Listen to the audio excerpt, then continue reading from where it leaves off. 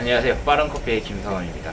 오늘은 이제 로스팅 대신에 다른 이야기를 해볼까 해요. 자영업 시장의 현재 상황 이야기 드리려고 하는데요. 이 자영업 시장이 윤석열이 집권하고 3개월인가 5개월 있다가 계속 안 좋아지더니, 이게 안 좋아진 걸 어디서 느낄 수 있냐면 소비자 심리지수에서 느낄 수 있습니다. 소비자 심리지수가 점점 안 좋아져. 제가 이제 건대 매장이 있었는데 하나 폐업하고, 을지로 했었는데 창업하고 1년도 안 돼서 폐업하고, 그러니까 두 가지 매장을 폐업했는데, 제 폐업하면 왜 폐업했겠어요?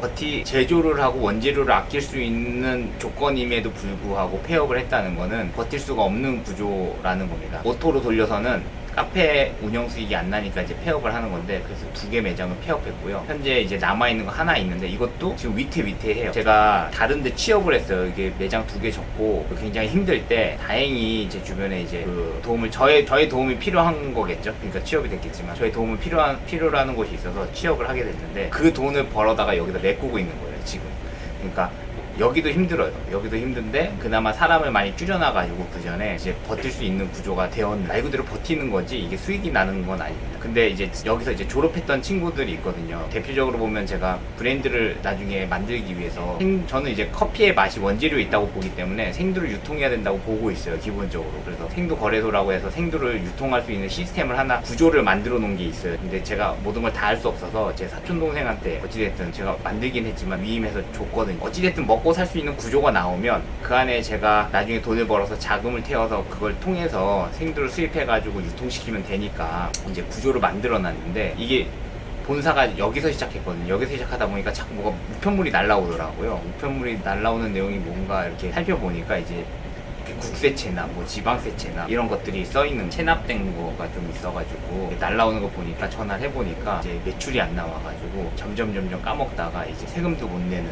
그러니까 이렇게 된 거죠. 좀만 돌이켜 보면은 제 주변에 원두 납품을 하는 게 있는데 폐업하는 거랑 똑같죠. 그 다음에 제가 매장 폐업했던 거랑 똑같고, 지금 버티는 곳들도 실제로 매출이 잘 돼서 버티는 게 아니라 그냥 자기가 운영하기 때문에 버티는 거일 거라고 생각하고요. 그 수익이 점점 줄어들어서 이제는 뭐 거의 마이너스, 그러니까 다른 데서 빚을 내서 버티지 않으면 안 되는 상황까지 온 것 같아요. 근데 이게 저뿐만이 아니라 저희가 관리하는 것들도 몇 개 있거든요. 그러니까 제가 직접적으로 관리하진 않는데, 이게 회사가 법인이다 보니까 저희 법인 팀이 관리하는 매장들이 몇 개가 있어요. 회계 관리만. 근데 그 회사도 꽤 잘 나가는 회사임에도 불구하고 다 마이너스를 치고 있고, 매출도 기본적으로 우리가 순댓국 이런 거 있잖아요. 국밥집, 이거 서민 음식이어서 매출이 일정하지 이렇게 줄 이유가 없는데 알 수 없이 확 줄었어요. 이재명 정부 들어서고도 줄었고 지금도 줄고 있고, 어찌됐든 자영업자가 엄청 줄고 있고요. 제 주변에는 몇 명이 자살했다는 이야기도 들리고, 이처럼 상황이 안 좋은 게 맞아요. 그래서 다름이 아니라 대통령도 자영업자 힘들다 이 말이 진짜 저는 매일매일 절실히 느끼고 있고, 그 다음에 이걸 하는 사람들도 답이 없을 정도로 나락으로 빠지고 있다. 다른 일을 찾으면 다행인데, 사실 이 일을 하다가, 자영업을 하다가 다른 일을 찾기가 쉬운 게 아니에요. 제가 한번 질문을 올린 적이 있어요. 그 자영업 하다 그만두면 도대체 뭘 합니까? 라고 질문을 얹었는데, 대부분이 돌고 돌아 배달이나 이걸 하다가 다시 자영업을 하는 경우가 많습니다. 그걸 꿈을 못 버려요. 그러니까 사람이 돈을 벌면은 도박도 한다고 하잖아요. 근데 이 자영업 도박이랑 비슷해요. 어떤 리스크를 걸고 도박을 하고 그 다음에 거기서 오는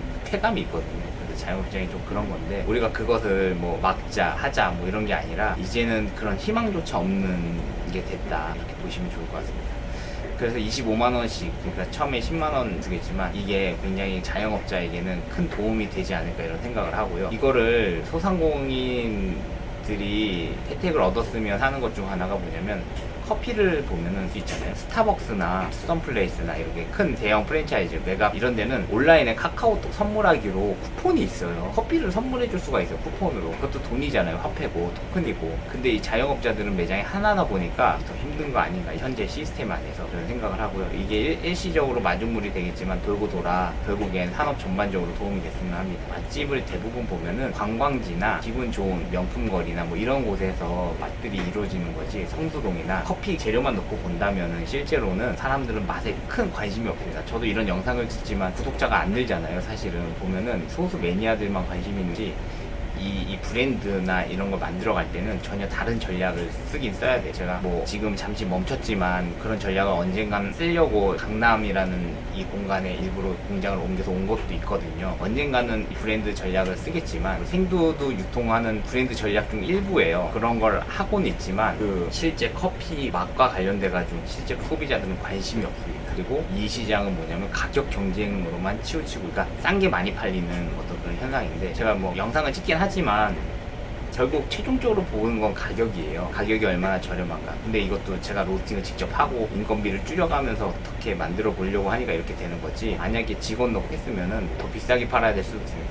혹은 직원이 착취당하는 거겠죠, 가격이 낮다면. 그죠? 그러니까 이게 구조가 그렇게 좋지가 않으신, 제 주변에 너무 힘들어가지고 이렇게 영상을 키게 되었고, 어찌됐든 이번에 25만 원이 마중물이 돼가지고 이렇게 돈이 좀 돌고 도는 어떤 관계로 발전해 나갔으면 좋겠습니다. 모두 빚을 갚고, 저도 빚 있는 거 빨리 갚고, 그 다음에 제가 취업한 이야기는 다음에 어떤 기회가 되면 해볼게요. 그럼 시청해주셔서 감사합니다.